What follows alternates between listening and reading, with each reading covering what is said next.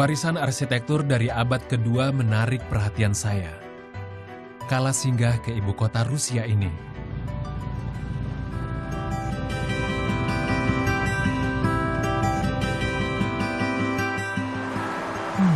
Saya pikir pelancong manapun akan merasakan hal yang sama dengan saya. Terpesona oleh keeksotikan bangunannya.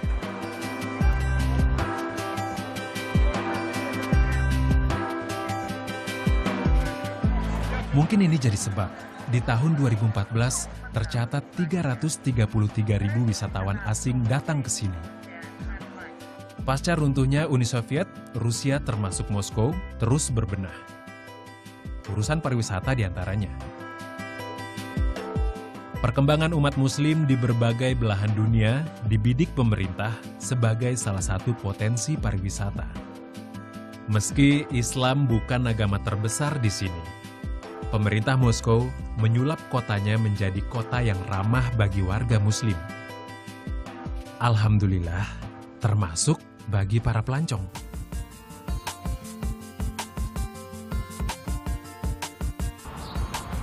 Tujuan perjalanan saya kali ini adalah sebuah hotel yang ramah bagi pelancong muslim. Dari informasi yang saya dapat, hotel ini kerap dijuluki hotel halal. Namanya Aerostar. Inilah hotel pertama yang menyediakan layanan halal di Moskow. Hello. There is a question for Mr. Lati. Yeah, and your passport? Okay.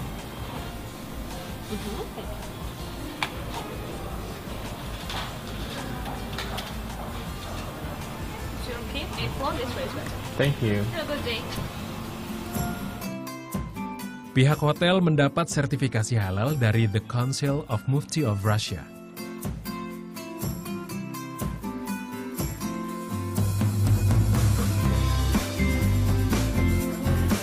Pihak hotel memberikan fasilitas ibadah di tiap kamarnya.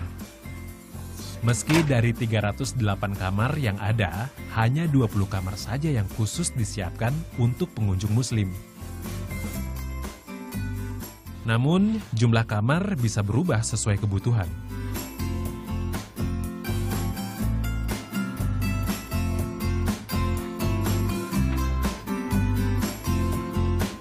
Nah, di sini menariknya ada disediakan sebuah sajadah dan juga kompas untuk menunjukkan arah kiblat. Jadi, saya makin memudahkan muslim seperti saya untuk melakukan ibadah sholat. Dan kebetulan sudah memasuki waktu sholat asar, kita akan sholat, tapi nggak di sini. Tadi saya melewati sebuah musolah di luar sana. Mari kita sholat.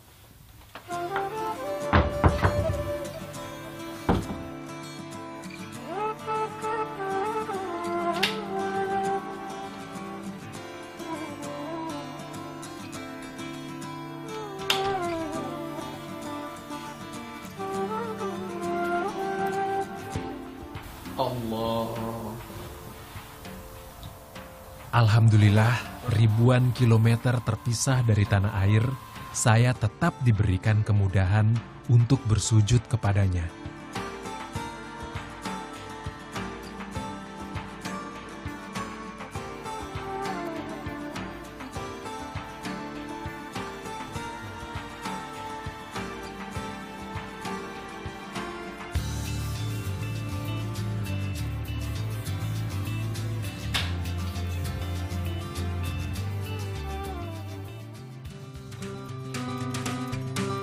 Sementara untuk urusan perut, pihak hotel sengaja memisahkan ruang makan antara tamu muslim dengan non-muslim. Tak lain karena perbedaan menu sarapannya.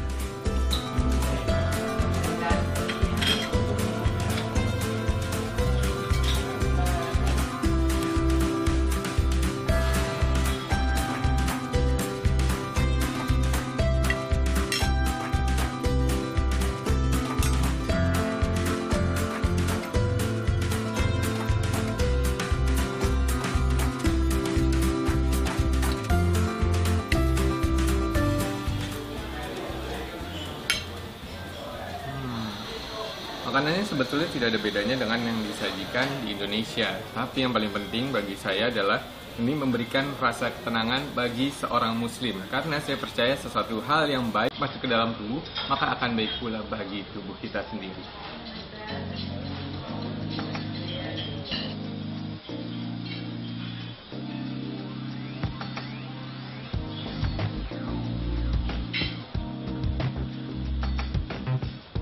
Pihak hotel sadar soal kehalalan makanan. Bukan hanya apa yang terhidang di atas piring, tapi berawal dari proses olahannya. Itu sebabnya dapur pengolahannya pun dibuatkan khusus.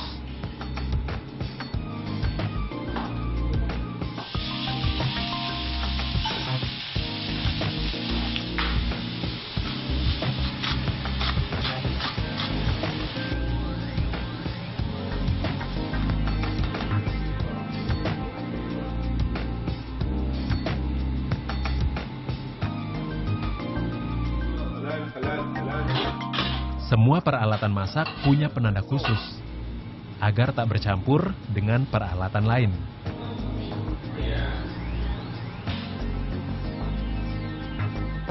Yeah, everything is specialized. Everything has special certificates that it is suitable for such guests. So we have special companies to cooperate with. We have contracts with them, and every purchase we do for guests is certified.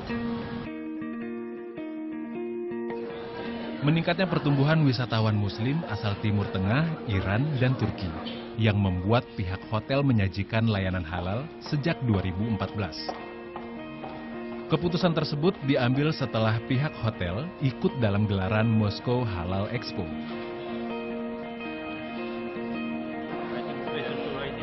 I just learned this hotel just before I came to Moscow, and I changed my hotel on purpose. It was something different, and I chose this hotel because it is a halal hotel.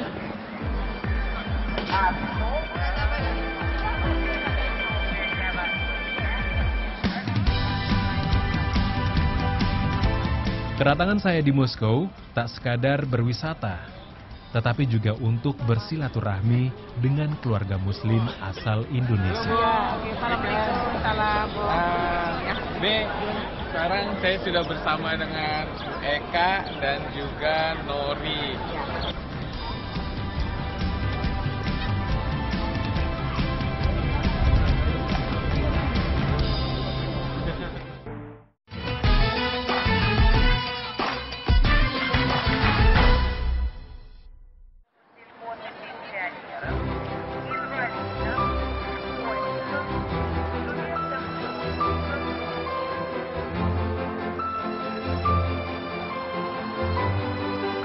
Lapangan Merah jadi tujuan pertama kami. Tengah berlangsung perhelatan festival budaya di sini. Pemeriksaan ketat pun dilakukan bagi setiap pengunjung yang ingin masuk ke area Lapangan Merah.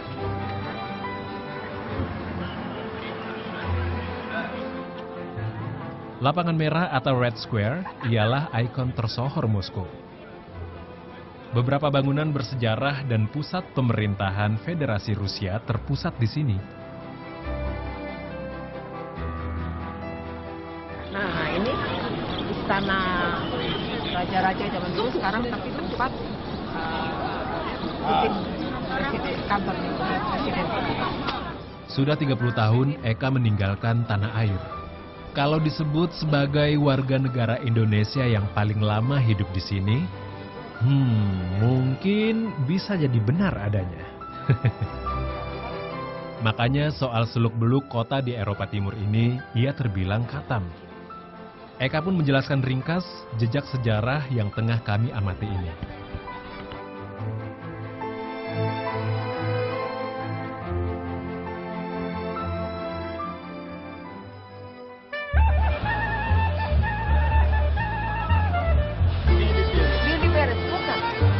Di sela perjalanan, Eka mengajak saya berbelanja kebutuhan sehari-hari.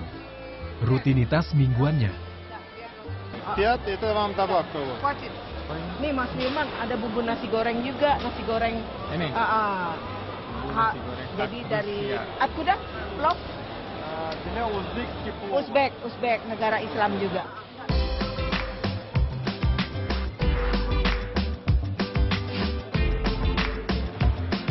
Eka memberi saya banyak cerita. Salah satunya soal perubahan yang terjadi saat kali pertama dirinya tiba di Moskow tahun 1985 dengan masa kini.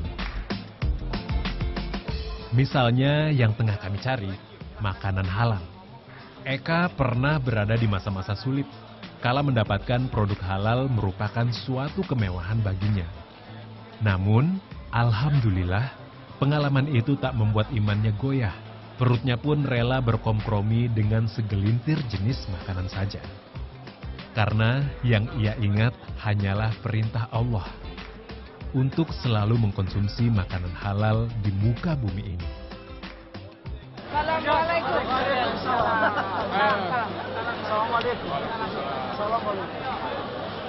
Ini Mas Firman, kita alhamdulillah sekarang zamannya Federasi Rusia sudah ada tempat untuk jual daging halal.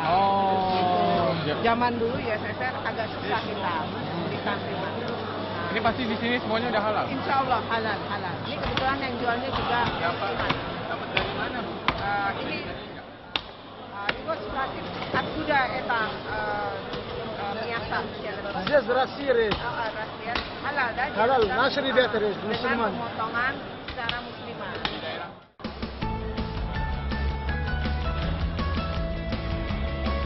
Serius menangani urusan kehalalan makanan, kini pemerintah memiliki satu badan yang bernama The Council of Mufti of Russia. Semua produk di Rusia yang ingin memiliki sertifikasi halal akan diuji oleh badan bentukan pemerintah tersebut. Assalamualaikum.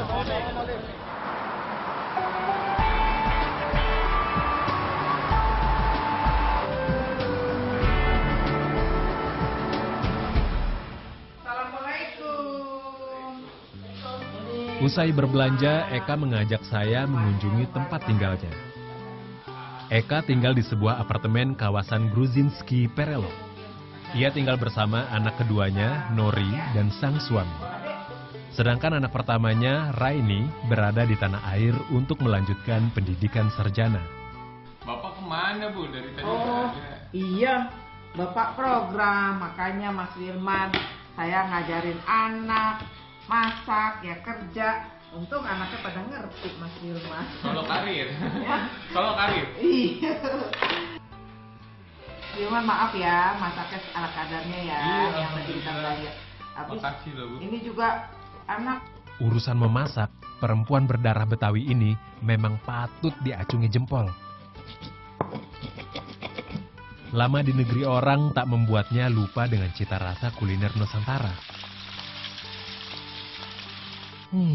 Rasanya rindu tanah air ini sesaat bisa terobati. Siap semuanya.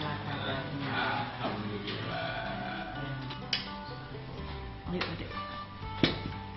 Ayo, Mas Firman.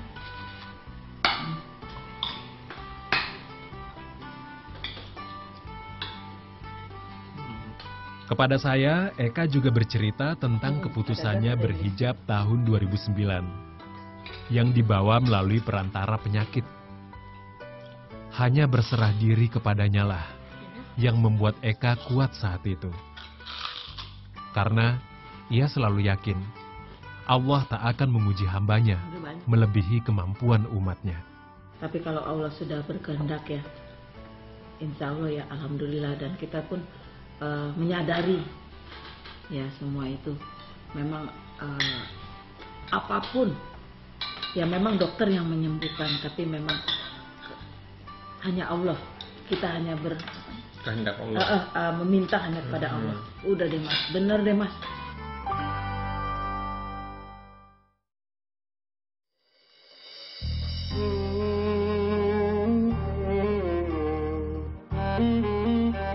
Sering ditinggal suami bertugas membuat Eka mandiri mengurus sang buah hati. Nggak usah buru-buru. Wah, coba lagi. Wa anta hilum bihadzal balad. alam naj'al lahu ainain walisana wasyafatain. Ia sadar, Nori yang lahir dan tumbuh besar di Moskow jauh dari lingkungan masjid. Tak ada taman pendidikan Al-Quran khusus bagi anak seusia Nori. Masjid terdekat dari rumah berada sekitar 20 menit perjalanan. Gimana Dek? Sudah selesai hafalannya? Udah. Coba sini. Syabu ala yaktiro alaihi ahad yakulu ahlaktu malalu badah ayah syabu alam yaruhu ahad alam naj'al lahu ainain walisana wasyafatain. Hidup di negara orang tak membuat nilai keislaman pudar. Mereka berusaha untuk tetap menjaga dan menambah pengetahuan akan Islam.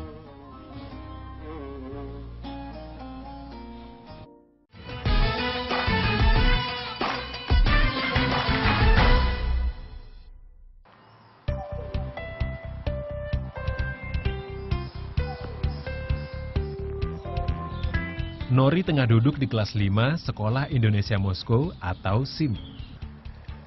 SIM merupakan sekolah umum yang disediakan pemerintah Indonesia bagi WNI yang tinggal di luar negeri. Bill Gates, seorang miliuner, selalu menyempatkan membaca buku sekitar 18 jam sehari. SIM adalah satu dari 6 sekolah Indonesia yang ada di luar negeri. Jumlah siswa yang belajar dari kelas 1 sampai 12 tak lebih dari 20 siswa. Kurikulum pendidikannya tak berbeda dengan yang ada di tanah air. Termasuk soal pendidikan agama. Siswa muslim diajarkan untuk selalu berjamaah. Meski sedikit, kebiasaan kecil ini membuat persaudaraan antar sesama menjadi erat. Selepas zuhur setiap Selasa dan Kamis, pihak sekolah melatih para siswa berceramah. Siapa? Nori. Silakan. Kali ini giliran Nori. Hai orang-orang yang beriman, bertakwalah kepada Allah dan hendaklah setiap diri memperhatikan apa yang telah diperbuatnya untuk hari esok. Dan bertakwalah kepada Allah, sesungguhnya Allah Maha mengetahui apa yang kamu kerjakan. Sahabat Umar berkata, hisablah diri kalian sebelum kalian dihisab. Ayo, kamu duluan, Ki.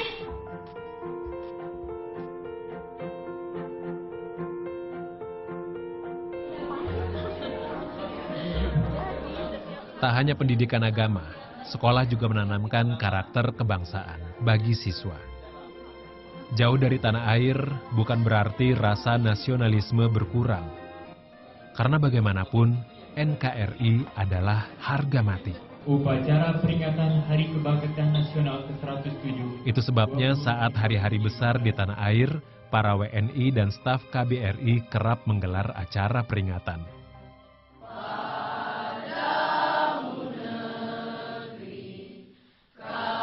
Meski sederhana, acara berlangsung khidmat. Bagi Nori yang tak pernah merasakan suasana upacara di tanah air, upacara seperti ini sudah lebih dari cukup. Yang terpenting, dapat melantunkan Indonesia Raya di negeri orang. Saat ini tak kurang dari 500 warga negara Indonesia hidup di Rusia. 140 diantaranya berada di Moskow.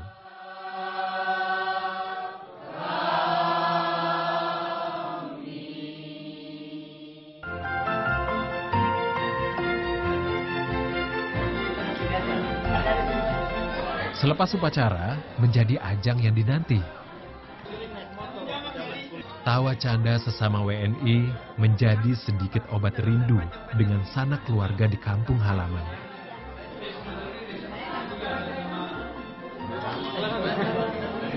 Ini dia nih enaknya kalau lagi habis acara, jadi kayak ajang temu kangen walaupun jauh, tapi suasana Indonesianya kental sekali, apalagi banyak aneka makanan khas Indonesia. Kayak ini, mari kita buka. Nah, Ini tuh lontong. Karena nggak ada daun pisang, jadi dibungkusnya pakai aluminium foil.